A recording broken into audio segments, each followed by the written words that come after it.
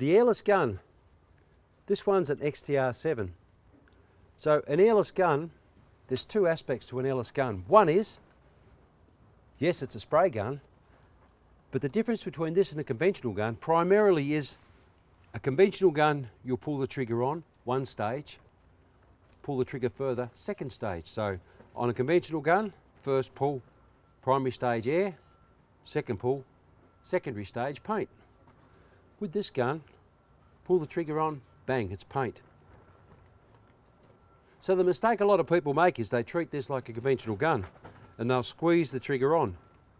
It's the worst thing you can do, because what's happening is you've got immense pressure coming up here, depending on the size of the pump, anything up to 7,600 psi. When you start squeezing that trigger on, as the fluids release past the ball and seat, it cuts a track in the ball and seat very quickly. So with airless guns, it's either on or it's off. It's on or it's off. Now there's nothing wrong when you're spraying to pull the trigger, let it go. Pull the trigger, let it go. But make sure it's a clean actuation, straight through and deep. There's two little dogs or pins in the handle, and what they're actually doing is going back to a flat disc. The flat disc behind that has a spring, backing washer, end cap. But up this end is the needle and seat. So that flat disc is pulling that needle aft when you pull the trigger. So it's pulling it backwards. So if I need to change that needle and seat because it's worn, well, how do I know it's worn? Let's say, for example, you let the trigger go and it continues to exit paint from the seat. Well, basically that's telling me that there's something wrong with the needle. It could be a piece of rubbish. Well, I need to pull it apart. Well, let's do this for starters. Let's have a look inside the handle and see if there's any debris of any consequence up around the filter. So remember, with these guns, they have a little pin on the top of the handle. That pin is a locator that goes in the handle head, or the head of the gun. If you undo this and turn that, you can shear that pin off. So make sure you drop the pin down, out of the way, and pull the handle out. So we've pulled that out. Let's have a look at the filter. So the filter itself is quite clear and clean. Now, if there was a lot of debris, it'd be caked in paint. You'd have a job to get that out of there, and there would be holes about that size in the filter mesh to indicate that there was too many contaminants, debris in the paint when I was trying to spray it. So if you come to that arrangement, when you find that there's holes in this filter, you need to evacuate the paint from the pump, strain it through a form of filter mesh, and utilise the paint again. So you can't continue just say, oh, it's all right, I'll keep changing these, because it has a detrimental effect to the hydraulic reaction within the pump itself. So if it's a lot of debris, a lot of contamination, take it out of the pump, evacuate the pump, filter the paint, run it back through again. So remember, this filter it's a one-way filter, so it can't go in this way. That has to go in that way, like so, and then the handle reinstated. Now for this exercise, we need the handle in there, and you'll soon work out why. So I've started the thread, slide the handle down in the pin location, and then start to do it up. So you can use the handle still, like so, slide it back down onto the slot, and away we go. Do the handle up, hang on to the top of the handle so the pin stays in the locator. Now there's no need to over tighten it, slide the handle back round. That's what I like about these handles. They have a self-fitting spanner on there. Nip it up, put it back in the locator on the top, handles back on. You cannot use these guns without a handle. It is actually against the law. Again, there's the safety for the gun, for the trigger. So the dowel forward, I can depress the trigger, turn it backwards. The shoulder comes in the back of the gun housing. I cannot depress the trigger. However, if I find that I've cleaned this out, gone back to painting, and the paint, when I let the trigger go, still exits from the end of this, that means that you need a gun repair kit or a needle and seat in there. So the important thing is that if I'm going to remove this nut, honestly, I shouldn't really use this, because what can happen is if the shifter's jaws have slop in them, you can actually slide them onto that particular seat nut. When you go to undo it, it'll strip the shoulder around the thread and you won't get it undone, around the cap I should say, around the nut itself. So what I suggest you use is to use the correct spanner. So in this case it's 5/8. So I suggest you use a socket or a ring open ender. So to check that I've got the right one, put the open ender on there, see how much clearance there is in the cutout of the spanner. It's all good. So then I use a ring spanner. Now, it'll be reasonably tight. But just in case there's a piece of rubbish behind the needle and in the seat and letting the paint exhaust because it's holding the needle off the seat, with these particular guns, they're high pressure guns. So what you need to do is depress the trigger before you turn that nut. Because if I turn that nut and that needle is still in that seat, 1/4 turn, that's the end of that needle. 1/4 turn, that's the end of that needle. Because what we've got here is a tungsten carbide seat and a 316 stainless steel ball that's what we call the needle. So the ball is on a stem and the stem goes all the way through here. So it's important that I actually secure this appropriately so I don't damage my handle. Just put the gun in the vise, make sure it's secure, ring spanner, and put yourself in a position where you can just crack it and away you go. Now, what did I just tell you about this? If I turn that 1/4 turn, I've compromised the needle and seat. So what you need to remember is, before you undo this, depress the trigger, then undo it.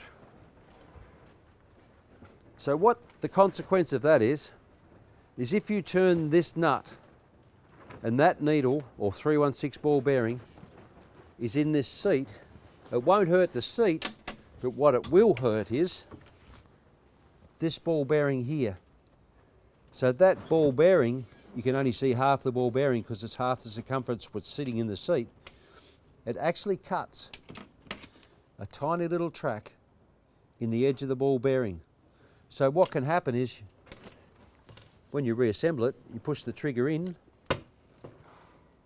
do the nut back up, or the seat, go to use it and you think, well, hang on, it's leaking, it's brand new.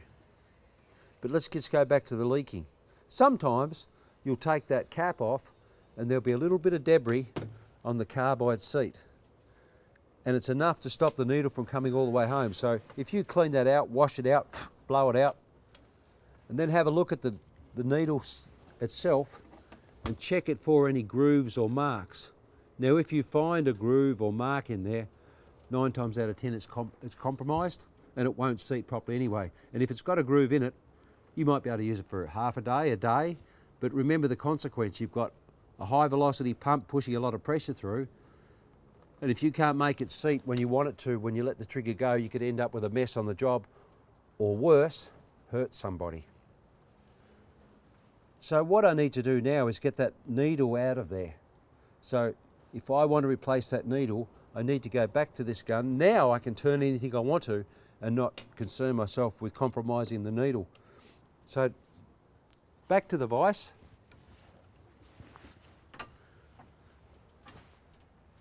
I've just said the front one, make sure you use the appropriate spanner. The back one won't be anywhere near as tight, and you'll be lucky to find a spanner this size on site as ring open ender. If you wish, I'd be inclined to probably order a ring spanner to undo this. Now, remember what I said, righty tighty, lefty loosey. So we undo it like so, and you'll find it's not over tight, and you can undo it relatively easy. Now, it's under spring pressure, so it's got a spring pushing back on it. So all I'm going to do is keep one hand there to catch that spring as it comes out. So continue to remove this end cap, like so. There's a substantial amount of thread on it, primarily because it's different to the parent metal. It's actually aluminium. So they put a lot of thread on it to hold it in there, because look what it's got in there. A spring that has a quite substantial recoilability, so it's taut. And then you can see here, that that's the end of the needle. So okay, how do I get that out of there? I know, I'll get a bolt and I'll get a hammer and I'll give it a good whack, that'll fix it. If I hit that, that's the end of that. How do I get that out of there? Well, it's a knurled end, so I can actually pick it up with my fingers or fingernails, or use the appropriate tool. So look at this, look what happens. Oh, hang on. What's happened? I can't get it out. What do I do? So, do I turn it? Oh no, the other end's turning. Gee, now I'm stuck. I can't get that needle out of there. Can I put this pair of pliers on that shaft? No, because the shaft runs through a seal. So there is actually a special little socket to go on the end of this, and I'll just show you. It's a square head. So because it's a square head, you can't use a socket or a tube spanner down there because it won't hold it. You can't get it past the thread. And by the time you shove it in there, you've compromised the thread on the gun. So remember what I said, there's the nulled nut, and there's the nut for the needle in there. Well, that's a bit weird, isn't it? Couldn't they thought of a better way to do this? Well, unfortunately, no. So what I need to do is undo that somehow. So if I go to undo this, it's just sitting back in the seat and spinning around. So it's coming back this far and spinning around. Well, why can't I just give it a good old pull and get it out that way? Well, that's a good idea, let's do that. But the problem is, if I do that, I run a very good risk of bending that tiny little pin there. Okay? So there's a bit of a trick to this. All we have to do is, let's see if we can hold on to the end of that and turn this end. Well, that's a good idea, let's try that. Oh no, it's reasonably tight, I can't do it with 2 fingers or fingernails. So what you'll probably find is you'll need to get a second pair of pliers just to spin that round and hang on to the other end. So remember what I said, there is a special Graco tool that does fit that, but because we're on site, gee, what do? So what we're going to do is, I'll grab another pair of pliers and I'll show you how to undo that quickly. So now we've managed to find a second pair of pliers. As I mentioned, there is an appropriate tool to do this, but 9 times out of 10 you guys are on site and haven't got that special tool. So just on the nulled section of the end of the stem here, what I'm going to do is I'm going to undo this end, hold the needle end and undo this end. Primarily because if you start twisting this end, you could bend that needle. So here we go. So just hold that still, twist this around like so.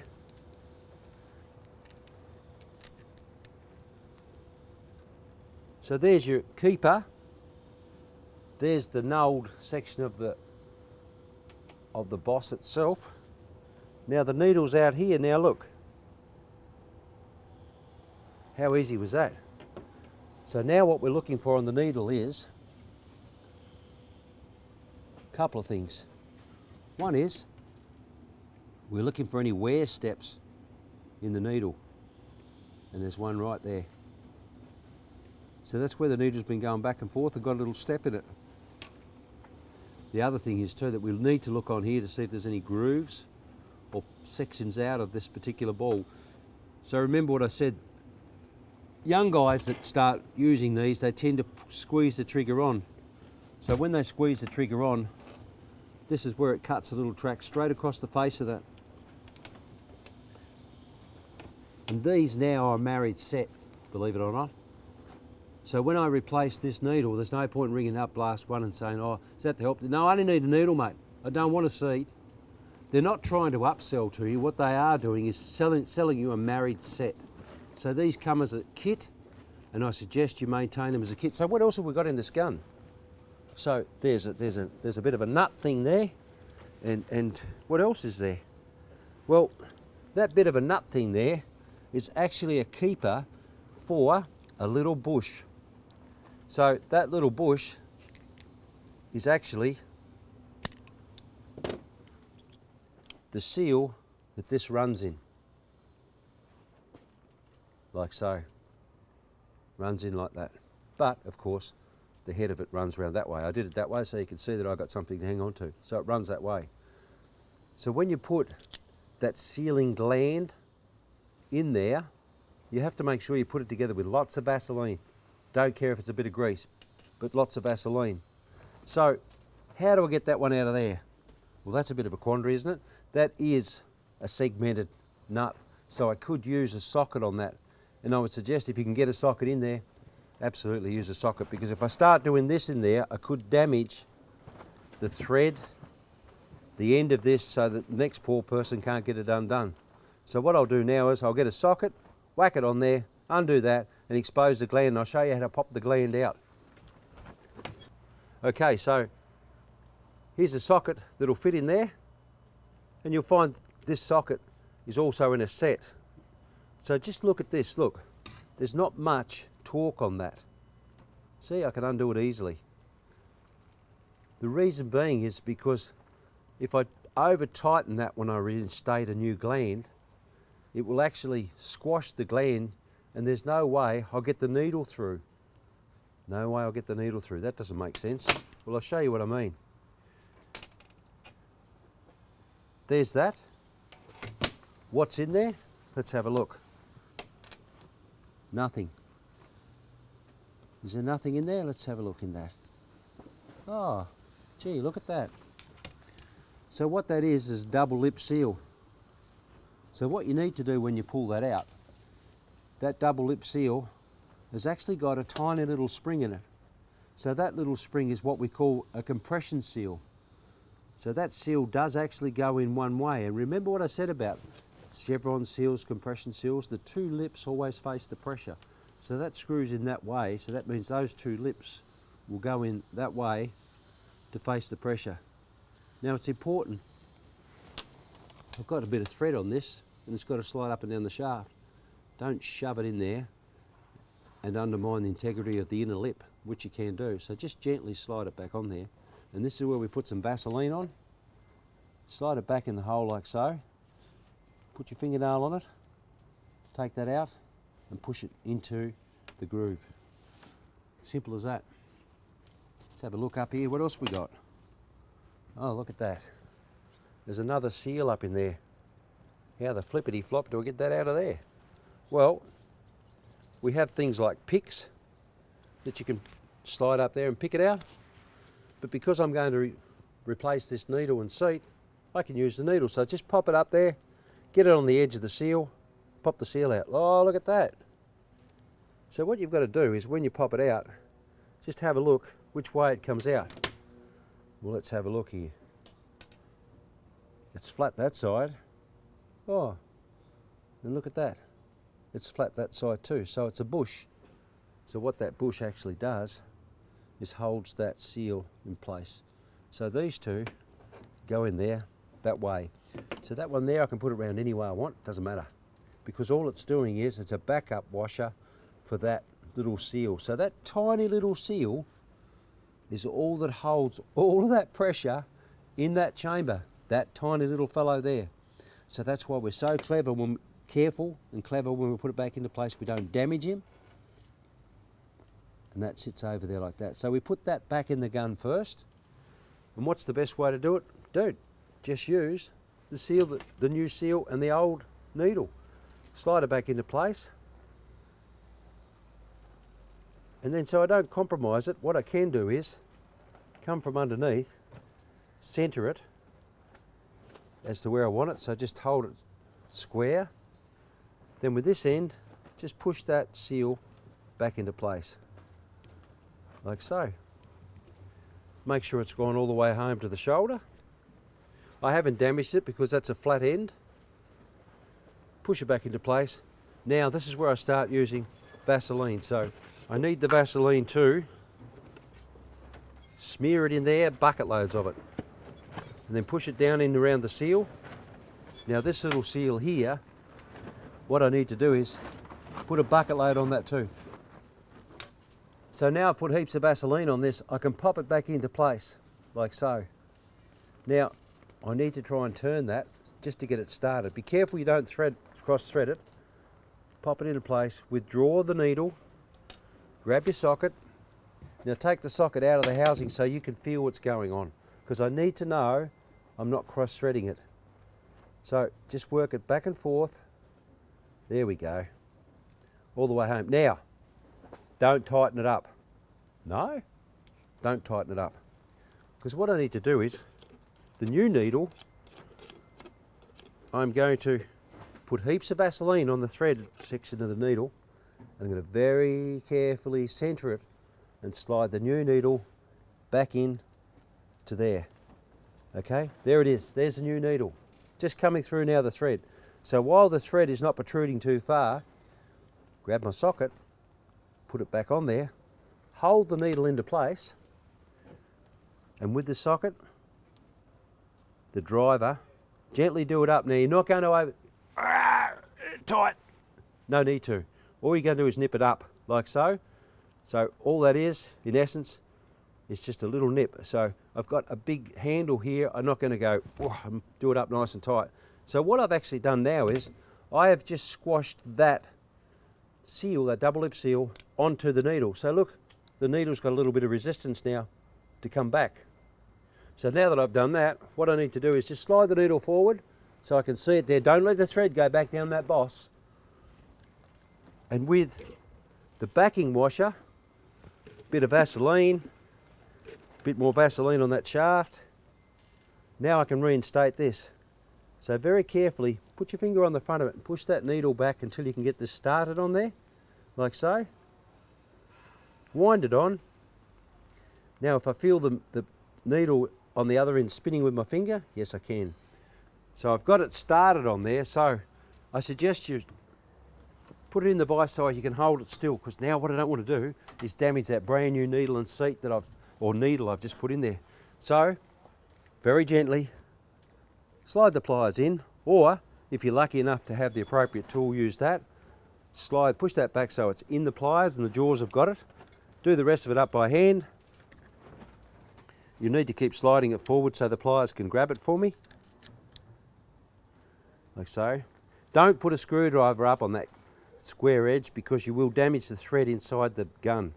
If you do that, it's not pretty. You've just compromised the gun body.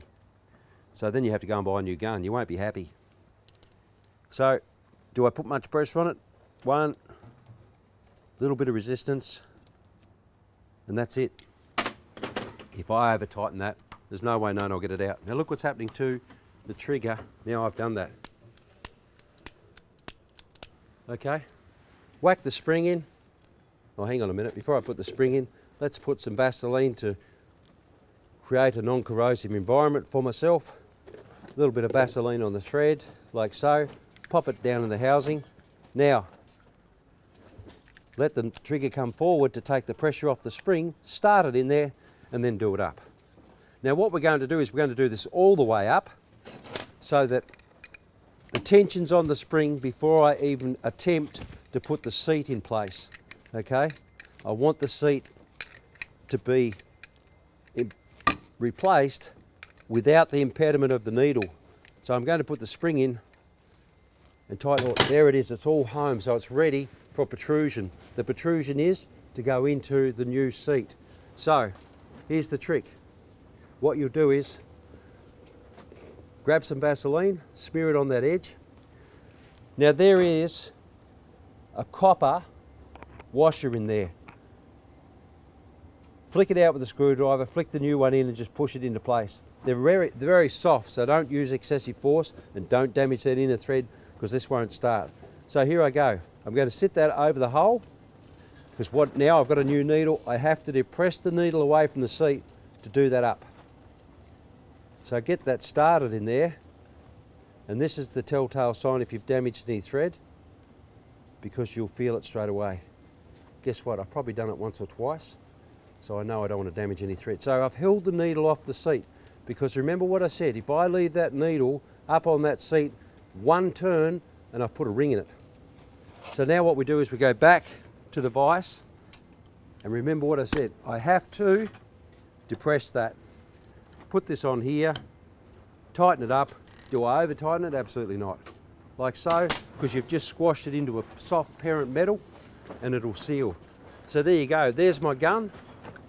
good to go. So if you follow that procedure, I tell you what, you'll fix it every time, all the time.